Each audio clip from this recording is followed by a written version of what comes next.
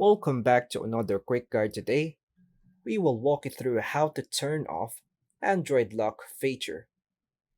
And here are the steps to turn off the screen lock feature on Android phone.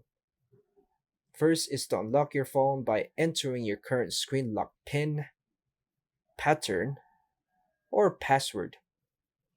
Then go to your home screen or tap the home button. Open the settings app. Gear icon in your app drawer or quick panel.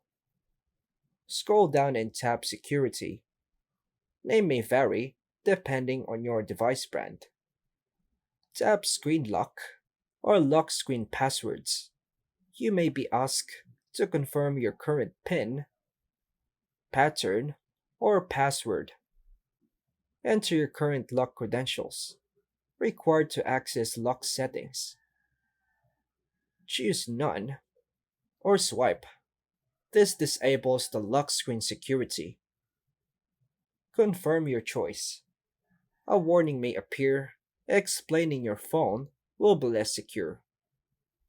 Tap Yes, Remove, or Off to confirm. Lock screen security will be disabled. Optional, you can return to the security or lock screen menu.